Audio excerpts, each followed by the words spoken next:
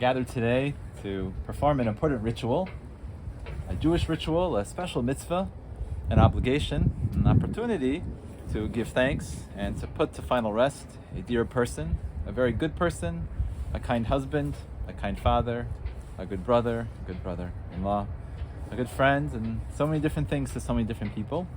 But most importantly, with all these titles, he was a person who didn't necessarily want to be eulogized, or he didn't necessarily want us to talk excessively about him. So we will adhere to that, and we will follow his guidance. We're going to start now with the recitation of the Psalms.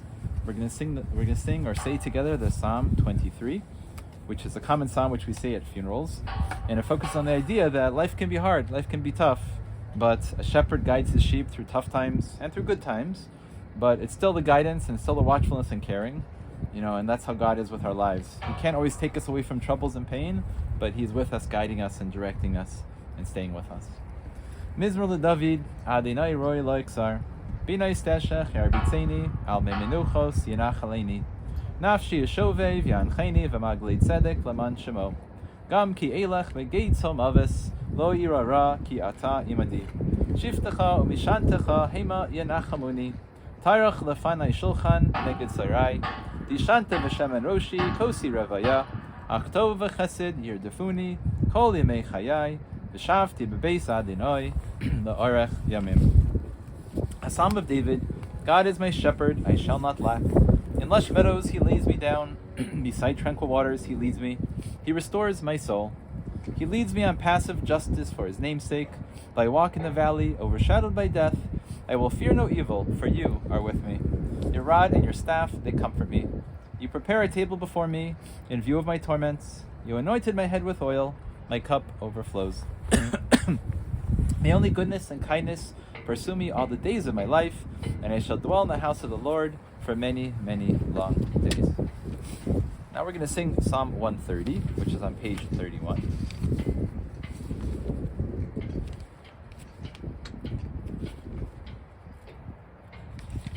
Shir Hamalos Mimamakim Kerasicha Adonai. Adonai Shema V'Koli Tienznacha Keshuvos L'Kol Tachanunoi. Ima Vonos Tishmarya Adonai Miyamod. Ki Imcha Haslicha Leman Tiverei. Kivisi Adonai Kivisa Nashi Velid Varo Hochalti. Nashi Ladonai Meshamrim Laboker Shamrim Laboker.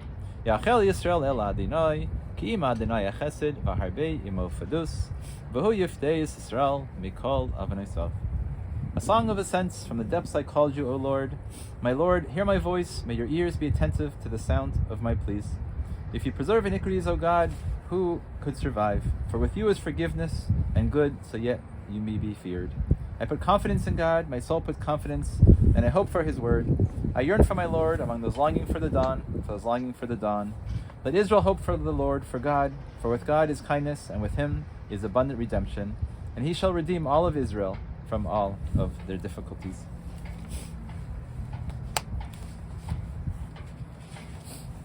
So, as was mentioned before, the thing about Robert is that, first of all, he knows you know him well.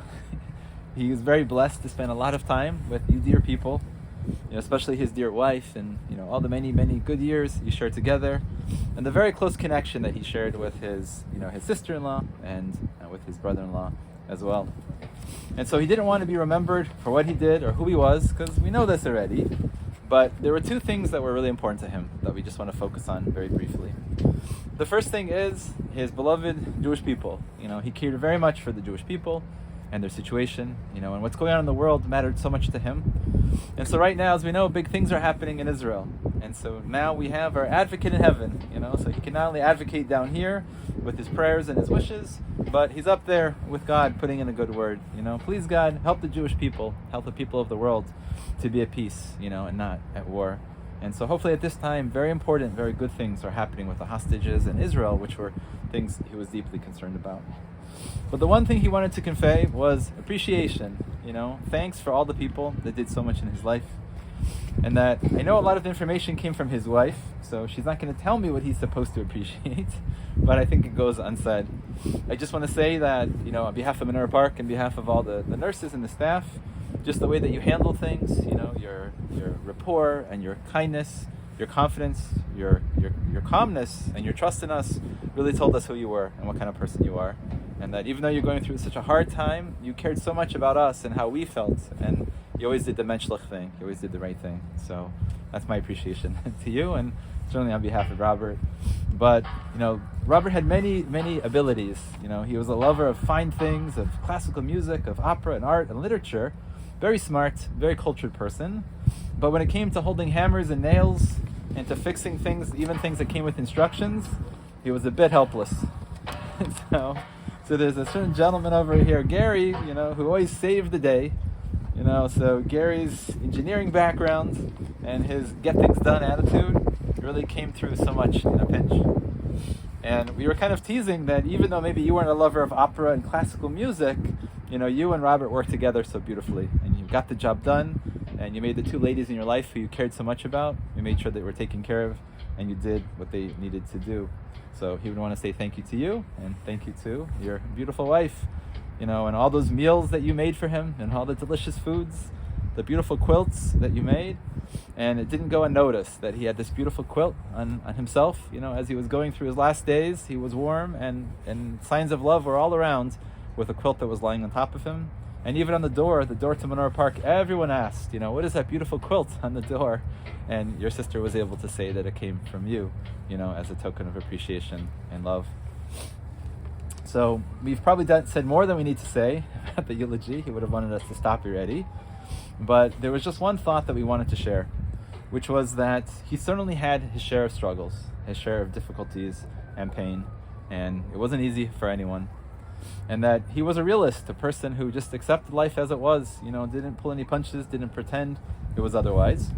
And his wife shared this poem that she was thinking about, how the poet Dylan Thomas really expressed so well what was his struggle, what was his pain, what was his difficulty. It's from a famous poem that he wrote called "Do Not Go Gentle Into That Good Night." It's not a fairy tale, it doesn't have a happy ending, but it's just real and fact and human. So the first paragraph goes, "Do not go gentle into that good night. Old age should burn and rave at close of day. Rage, rage against the dying of the light." And we finish the last paragraph. We say, "And you, my father, there on the sad heights, curse, bless me now with your fierce tears, I pray. Do not go gentle into that good night. Rage, rage against the dying of the light." And that was him. He struggled, he was tough, he did all he can for the world and for his family, and now we're very pleased that he can be at rest, and his pain is over, his suffering is over, and we pray that his memory should always be for a blessing. His presence, his existence, his soul, his spirituality should always blanket us and always be with us. And we certainly do lose people, unfortunately, in this physical world, but we don't lose people in the spiritual world, so his presence and his love will always be around us. And also symbolically, and also in the spiritual world, his dear Benjamin, and your dear son, is with us as well, and Benjamin and Robert are together once again in heaven. And certainly the first thing Benjamin will say is, "What a good dad you were, and I really missed you, and I'm glad to see you again." So we'll complete those words, and hopefully it wasn't too much of a eulogy, and we fulfilled our task. And at this moment we're going to rise, and then we're going to go ahead and lower the casket, and we will begin the next phase of the mitzvah of burial and the placing of the earth.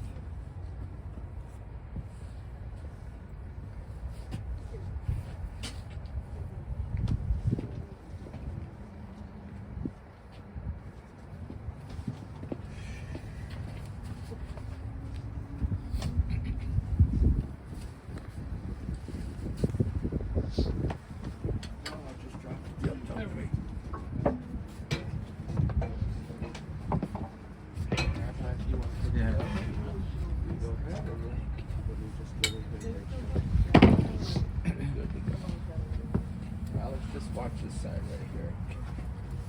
You got room at the bottom? Yeah, at the bottom, yeah. To get your strap out? Smells good?